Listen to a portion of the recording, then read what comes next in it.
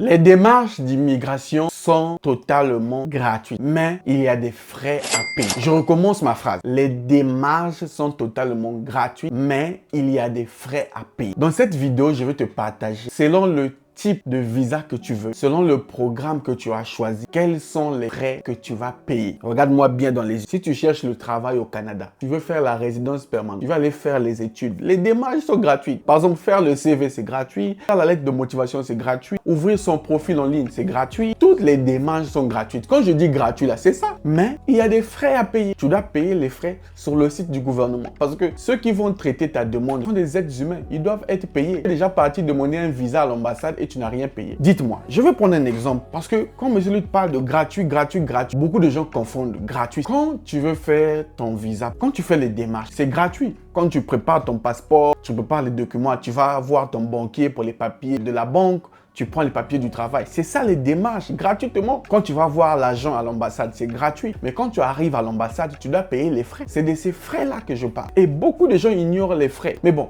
je suis un média qui vous informe au quotidien sur l'immigration. Donc, il est de mon devoir sur le site du gouvernement de vous montrer les frais. Donc, concrètement, je te propose qu'on aille, je mettrai le lien. Nous allons voir ensemble quels sont les frais pour quel type de visa. Mais en attendant, regarde-moi dans les yeux. Dis dans les commentaires quel est le type de visa que tu veux. Est-ce que tu veux le visa visiteur? Tu veux le permis des études? Tu veux le permis du travail? La résidence permanente? Ou bien tu veux demander l'asile? Pour les frais, dis déjà dans les commentaires. Je vais vous lire. Ensuite, allons-y sur l'écran de mon ordinateur. Nous allons voir quels sont les frais que tu dois préparer. Et une chose, les frais de démarche de visa, on paye ça par carte bancaire. On ne paye pas ça par mobile money, tu envoies dans l'enveloppe. Donc, si tu n'as pas un compte bancaire, il faut déjà aller ouvrir un compte. Si tu n'as pas une carte bancaire pour payer en ligne, il faut ouvrir et demander ta carte bancaire. Et tiens à signaler, on ne paye les frais que sur www.canada.ca. C'est là-bas que tu payes les frais en ligne avec une carte, pas chez quelqu'un. Soyez vigilants. Tant pis pour ceux qui ne sont pas abonnés à mes chaînes, parce que si tu es abonné à moi, tu es déjà informé. Allons-y découvrir les frais pour les différents types de visas.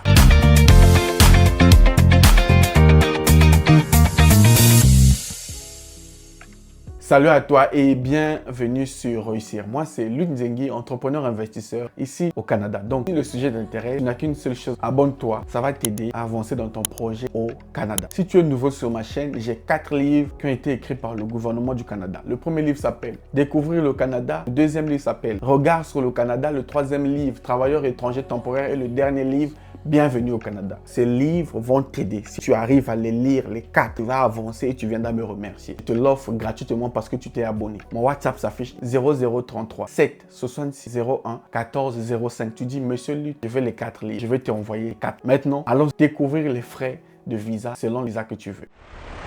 Beaucoup de gens me demandent, Monsieur Luc, quand je vais faire ma demande de visa, quels sont les frais que je vais payer? Les amis, nous allons vous donner des réponses dans cette vidéo. Je vous partage mon écran et je mets dans la description le lien du site internet du gouvernement. Pour tous les types de visas, nous allons voir les frais de visa. Maintenant, j'aimerais vous éclaircir sur deux choses. Les frais de visa, on ne les paye pas chez quelqu'un. Les frais de visa, vous le payez sur votre compte IRCC sur le site du gouvernement. www.canada.ca. C'est là-bas qu'on paye les frais. On ne paye pas ça chez quelqu'un. Oh non, envoie-moi. Non, on paye ça sur le site. Deuxième chose, on paye les frais avec une carte bancaire. Donc, toi qui n'as pas de compte bancaire, tu vas payer les frais comment? Parce qu'il te faut un compte bancaire avec une carte bancaire. Grâce à cette carte bancaire, tu vas payer les frais en ligne. Donc, il faut que tu aies ta carte bancaire. Et les frais, on paye ça par rapport à la procédure. Chaque procédure a son montant. Chaque pays a ses frais. Et autre chose sur lesquelles j'aimerais vraiment attirer votre attention.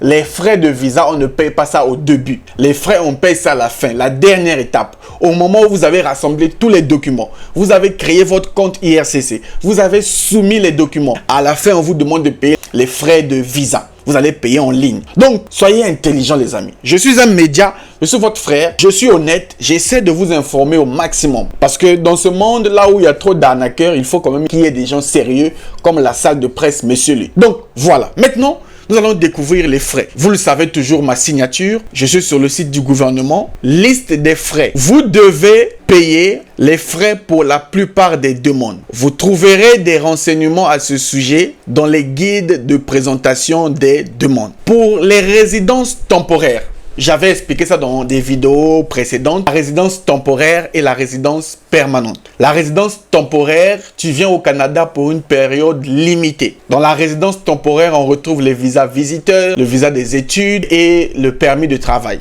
Pour la résidence permanente, on retrouve plein d'autres programmes. Alors, quels sont les montants? Ceux qui veulent demander l'autorisation de voyage électronique, on appelle AVE. Ça, c'est pour les pays européens. Si tu es en Afrique, n'imagine même pas. Ça, c'est pas pour toi. Ça, c'est des partenariats entre le Canada et les pays d'Europe. Par exemple, ceux qui sont en France n'ont pas besoin de visa. Ils ont juste besoin de l'autorisation de voyage électronique. Ils vont payer 7 $ canadiens. Ils sont bien. Ils payent 7 $ canadiens en ligne. Ils ont l'autorisation de voyager au Canada. Deuxième chose, ceux qui veulent faire expérience internationale Canada, ils vont payer les frais de visa 172 $ canadiens. C'est bien dollars canadiens. Le permis d'études par personne, c'est 150 $ canadiens. Rétablir le statut d'étudiant. Ceux qui sont sur place, c'est 379. Mais au début, quand tu demandes le permis d'études, c'est 150 $. Le permis de séjour temporaire par personne, 229,77 $. Permis de travail, 155 $. Permis de travail pour un groupe d'artistes, 465 $. Permis de travail ouvert, 100 $. Rétablir votre statut, 384 $. Voici les frais. J'ai mis le lien dans la description. On va vérifier les frais. Comme ça, tu es au courant. Vous demandez toujours cette question-là. Ensuite, nous avons le visa visiteur. Les frais, c'est seulement 100 $. Vous voyez comment les agences vous bouffent de l'argent? J'ai pitié pour vous. Les agences qui vous demandent des millions là, ils sont méchants. Ils vous bouffent de l'argent. Ah, les agences. Ils te demandent 1,5 million, 1,2 million. Il y a un monsieur qui a payé 3 millions avec sa femme pour le visa visiteur. C'est méchant, hein? Les agences, vous êtes méchants. Vous n'êtes même pas accrédité à accompagner des gens et vous demandez les gens les choses chères. Donc, le visa visiteur, vous allez payer par personne 100 $. Visa visiteur par famille, 500 $. Prolonger son séjour à titre de visa visiteur, 100 $. Rétablir le statut de visiteur, 229. Alors, ça, c'est tout ce qui concerne les résidents temporaires. On a tout vu. Allez-y chercher votre type de visa. Vous allez connaître les frais. Ensuite, nous avons ici la résidence permanente. Ceux qui veulent venir pour l'aide à la famille, ça coûte cher, hein, la résidence permanente. Frais de demande, 1210 $. Pour la carte de résident permanent, c'est 50 $. La RP, 50 $. Titulaire d'un permis de travail, 950 $. Ordre humanitaire, 1210 $. Ça coûte cher, hein? Immigration, pour ceux qui viennent pour le programme des candidats des provinces, l'expérience canadienne, le programme d'immigration Canada Atlantique, le programme d'immigration Canada, un pilote du Canada Atlantique, programme agroalimentaire, les gens du Québec, les métiers qualifiés, vous allez payer. Votre demande, c'est 1525 $. Ça, c'est les frais à la fin. Ça comprend les frais de traitement, 950 $, et les frais relatifs au droit de résidence permanente, 575. Si vous mélangez les deux, ça fait 1525 $ lorsque vous demandez. Il y a les enfants à charge aussi, tout ça là, ça est là. Donc, voilà un peu les frais.